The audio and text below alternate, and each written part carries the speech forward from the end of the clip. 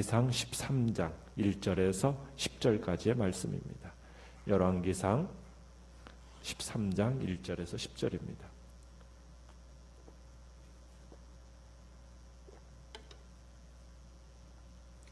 열왕기상 13장 1절에서 10절 우리 한 목소리로 같이 읽겠습니다. 시작. 보라, 그때에 하나님의 사람이 여호와의 말씀으로 말미암아 유다에서부터 베델에 이르니 마침 여로보암이 제단 곁에 서서 분향하는지라. 하나님의 사람이 제단을 향하여 여호와의 말씀으로 외쳐 이르되 제단아 제단아 여호와께서 이와 같이 말씀하시기를 다윗의 집에 요시아라 이름하는 아들을 낳으리니 그가 내 위에 분향하는 산당 제사장을 내 위에서 제물로 바칠 것이요 또 사람의 뼈를 내 위에서 사르리라 하셨느니라 하고 그날에 그가 징조를 들어 이르되 이는 여호와께서 말씀하신 징조라. 제단이 갈라지며 그 위에 있는 재가 쏟아지리라 하매 여로보암 왕이 하나님의 사람이 베델에 있는 제단을 향하여 외쳐 말함을 들을 때에 제단에서 손을 펴며 그를 잡으라 하더라. 그를 향하여 편 손이 말라 다시 거두지 못하며 하나님의 사람이 여호와의 말씀으로 보인 징조대로 제단이 갈라지며 재가 제단에서 쏟아진지라. 왕이 하나님의 사람에게 말하여 이르되 청하건대 너는 나를 위하여 내 하나님 여호와께 은혜를 구하여 내 손이 다시 성하게 기도하라. 하나님의 사람이 여호와께 은혜를 구하니 왕의 손이 다시 성하여 전과 같이 되니라. 왕이 하나님의 사람에게 이르되 나와 함께 집에 가서 쉬라. 내가 내게 예물을 주리라. 하나님의 사람이 왕께 대답하되 왕께서 왕의 집 절반을 내게 준다 할지라도 나는 왕과 함께 들어가지도 아니하고 이곳에서는 떡도 먹지 아니하고 물도 마시지 아니하리니 이는 곧 여호와의 말씀이 내게 명령하여 이르시기를 떡도 먹지 말며 물도 마시지 말고 왔던 길로 되돌아가지 말라 하셨음이니이다 하고 이에 다른 길로 가고 자기가 베델에서 오던 길로 되돌아가지도 아니하니라. 아멘. 오늘 말씀의 제목은 하나님의 옐로우 카드라는 제목으로 말씀을 나눕니다. 하나님이 여로보암에게 10지파를 주실 것을 예언하시면서 그에게 다윗과 같이 될 수 있는 기회를 주셨습니다. 그가 여로보암이 하나님의 말씀에 순종하고 율법대로 살아가기만 한다면 다윗과 그의 후손이 누린 만큼이나 크고 영원한 축복을 누리게 될 거라고 하나님께서 선지자 아이야를 통해서 말씀해 주셨어요. 그러나 여로보암은 하나님으로부터 이스라엘의 10지파를 받자마자 여호와께 등을 돌립니다. 스스로 하나님의 축복을 거두찬 겁니다. 우리가 어제 말씀에서 보았듯이 여로보암은 종교적인 구심점을 통해서 자신의 정권의 정당성을 확보하기를 원했고 그래서 남유다에 대항해서 새로운 나라를 견고하게 세우고자 했습니다.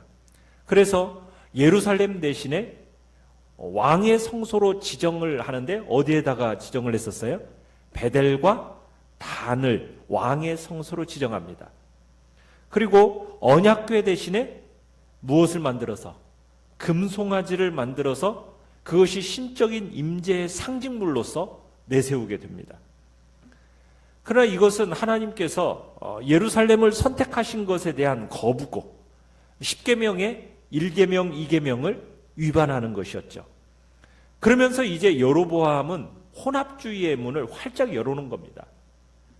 여로보암은 금송아지를 가리켜서 어제 28절에 얘기한 것처럼 이는 너희를 애굽 땅에서 인도하여 올린 너희의 신들이라 이렇게 말하면서 정통신앙의 왜곡을 가져왔고 신의 산에서의 어떠한 반역을 일으킨 겁니다. 여로보암은 자신뿐만이 아니라 북이스라엘을 대대로 죄악의 구렁텅이로 몰아넣게 된 겁니다. 그리고는 여로보암은 사이비 제사장을 세우고 또 절기도 자기 마음대로 정해버렸죠. 왜 그랬느냐면 레위인의 영향력, 또 다윗 왕가의 영향력, 이것을 차단하기 위한 것이었습니다.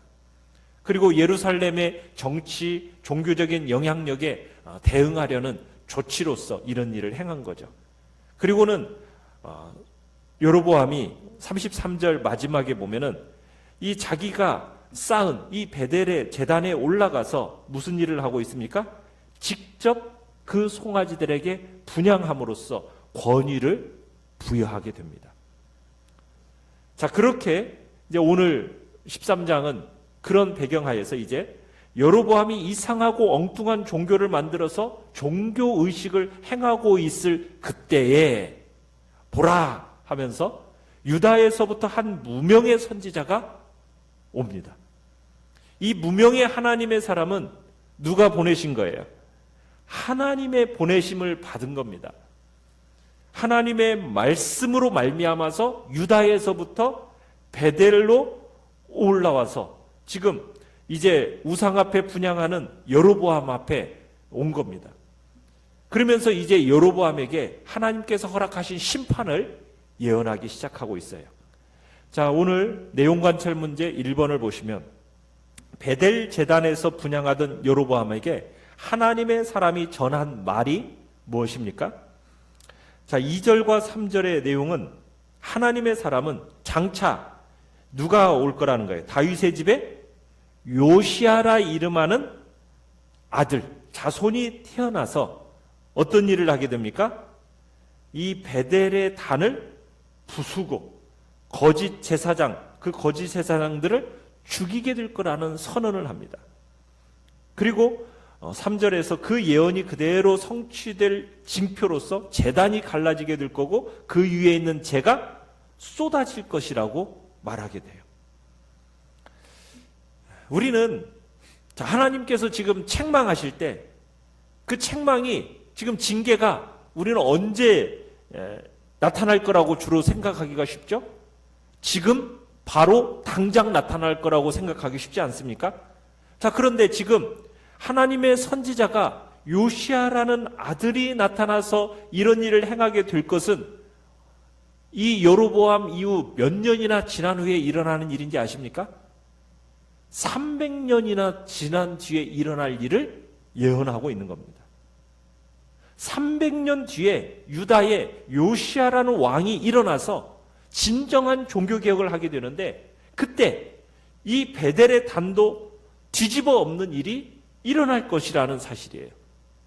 실제로 요시아가 이 베델의 단 위에서 이미 죽은 거짓 제사장들의 뼈를 태우는 일을 했습니다.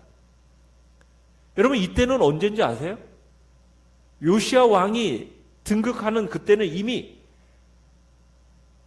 이스라엘이 아수르에 의해서 망해버린 때입니다. 그러니까 여로보암뿐만 아니라 그 제사장들도 이미 죽었어도 한참 죽은 지 오래가 된 후란 얘기입니다. 그런데 요시아가 나타나서 이 사람들의 뼈를 단 위에 불사른다? 이게 도대체 무슨 의미가 있는 것일까? 이 속에는 아주 중요한 의미가 들어있습니다. 왜냐하면 지금 이처럼 엉터리 거짓 종교를 만든 여로보암이나 이 그의 제사장들은 영원히, 어떻게 보면 영원히 그의 뼈가 지옥에서 불타게 된다라는 것을 지금 상징적으로 보여주고 있는 거예요. 영원한 지옥불에서 태움을 당하는 상징적인 의미가 이 속에 들어있는 거예요. 그러니까 요시아가 이들의 뼈를 태운다라는 것은 이런 거짓 종교를 일으킨 자들은 영원한 지옥의 심판을 받게 될 것을 보여주고 있는 겁니다.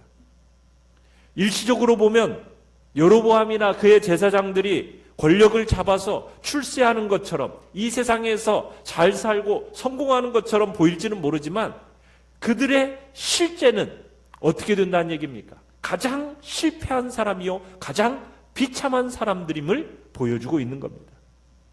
이 세상에서 아무리 권력과 재물을 가지고 살아도 그들은 영원한 지옥불에 떨어져서 그의 영혼은 가장 실패한 자로서 남게 될 것을 보여주는 거죠. 비록 일시적으로 이 세상에서는 가난하고 궁핍해도 그들은 도리어 영원한 천국을 소유하는 자임을, 진정한 복을 가진 자임을 또한 우리에게 이야기하고 있는 겁니다. 잠시 유명해지고 권력을 갖고 세상을 호령하다가 지옥 가는 것보다 바른 신앙을 가지고 바른 신앙을 가지고 영원한 천국에 가는 것이 복됨을 우리로 하여금 상징적인 의미로서 보여주고 있는 것이죠.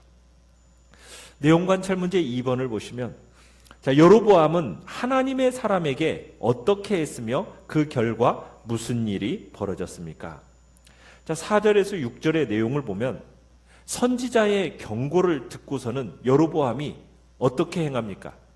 자신의 죄를 깨닫지를 못합니다. 오히려 그 선지자를 대적하려 드는 거예요. 왕의 권위를 한껏 과시하면서 이제 손을 펴서 저를 잡아라! 명령을 내립니다. 그런데 이 오만한 권위가 오히려 하나님의 더한 진노를 사게 되죠. 즉시로 선지자를 향하여 편 그 손이 어떻게 돼버렸어요? 말라버렸어요. 손이 마비가 된 겁니다. 그 펴진 손이 오므라들어지지가 않는 거예요. 하나님께서 이 여로보암의 뻗은 손을 치심으로 해서 하나님의 선지자를 보호하신 거죠. 그러면서 여로보암의 마음을 일시적으로 겸손하게 하셨어요. 놀란 이 여로보암이 즉시 하나님의 사람에게 청원을 합니다. 뭐라고 청원을 했습니까? 6절에 가보면은 너는 나를 위하여 내 하나님 여호와께 은혜를 구하여 내 손이 다시 성하게 기도해라. 내 손을 좀 낫게 해달라고 간청을 했어요. 그러자 하나님의 선지자가 여로보암을 위해서 기도를 했죠. 그러자 여로보암의 손이 치료되는 기적이 나타났습니다. 그러니까 하나님은 여로보암에게 하나님의 능력, 하나님의 권위를 분명하게 보여주신 겁니다. 하나님이 여로보암에게 다시 한번 자신의 능력을 보여주신 거예요. 그러면 여러분, 여로보암이 센스 있는 사람이라면 이 순간 어떻게 했어야 될까요? 주님 앞에 회개하고 그동안의 일을 모두 정리했어야 됐을 거 아니겠습니까?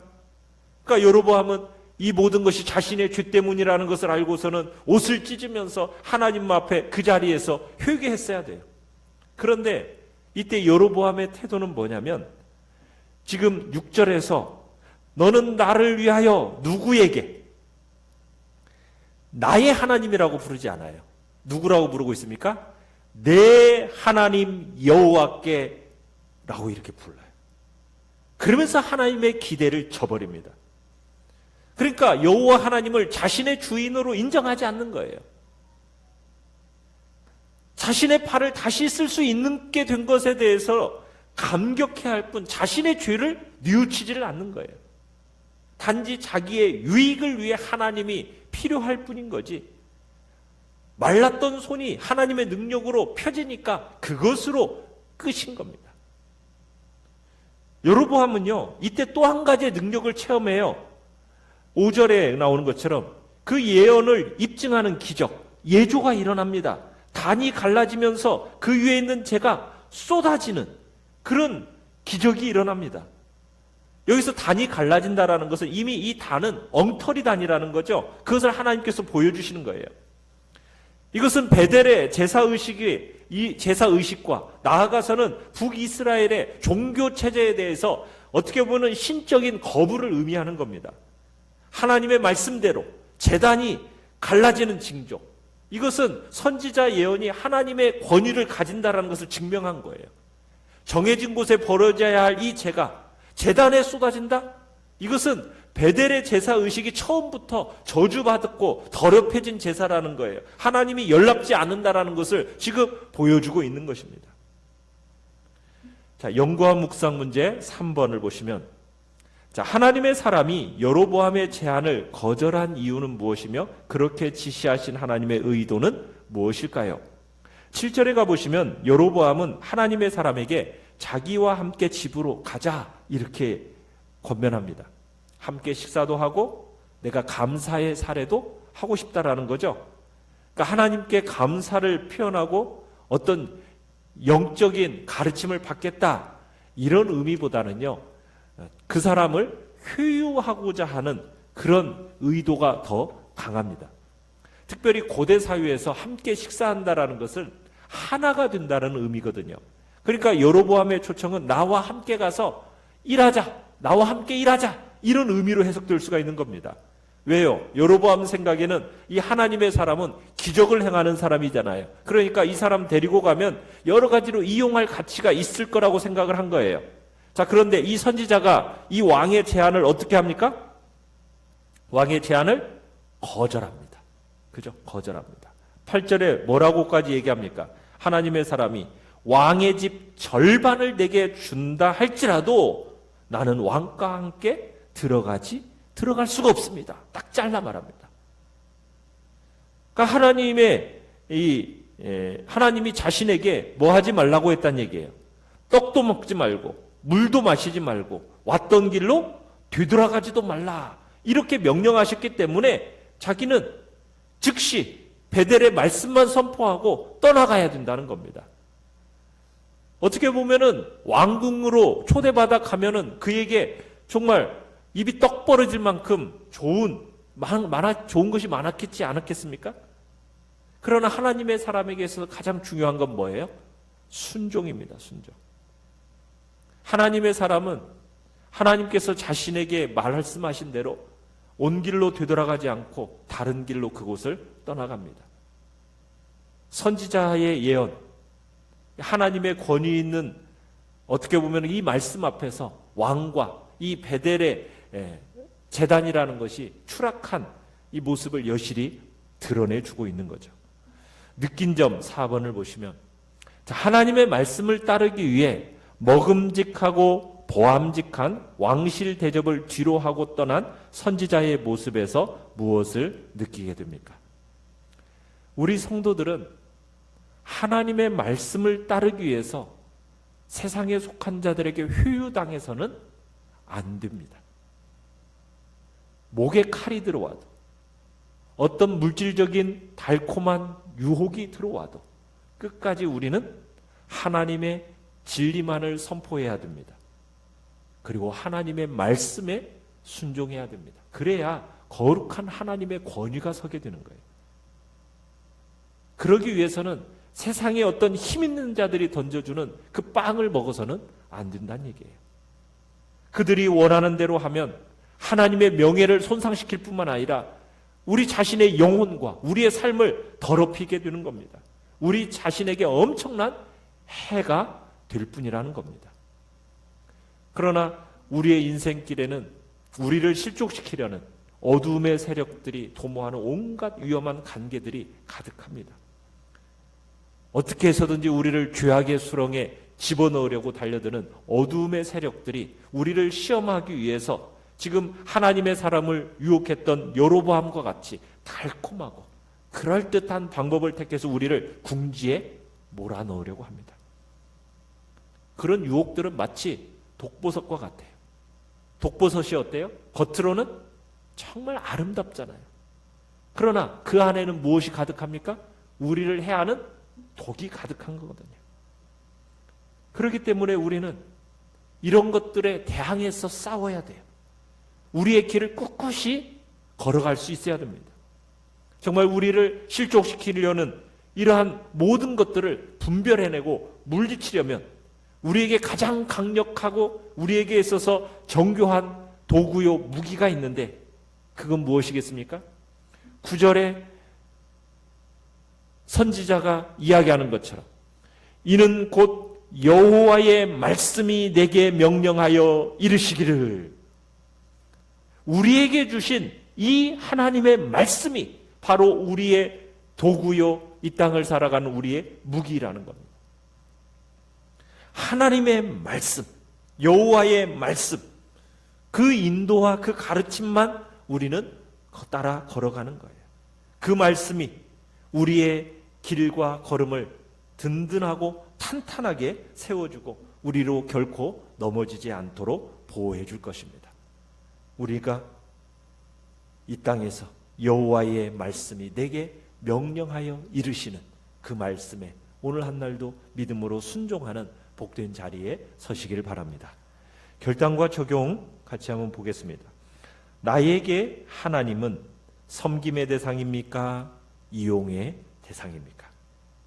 최근 하나님이 말씀을 통해 내게 경고하는 것은 무엇이고 나는 그 경고에 어떻게 반응하고 있는지 점검해 보도록 하십시다. 오늘 이 시간 정말 주님 앞에서 우리가 하나님의 말씀이 내게 들려지는 어떠한 말씀이 있는지를 또한 주님 앞에서 또 생각하시면서 기도하시길 바랍니다. 오늘의 기도 같이 한번 읽어보겠습니다. 시작. 희망 없는 베델을 기웃거리지 않고 오직 말씀만을 쫓아갔던 하나님의 사람처럼 살게 하소서. 아멘. 말씀을 생각하면서 기도하시고 연약한 우리의 지체들을 위해서 기도해 주시기 바랍니다. 그리고 이 코로나19 사태가 속히 참으로 정상화를 차지해서 또 학교가 또 회복되어지고 또 우리의 삶의 자리들이 회복되어지며 또한 주님 앞에 예배드리는 또 복된 은혜의 역사들도 회복되어지도록 위해서 기도해 주시기 바랍니다.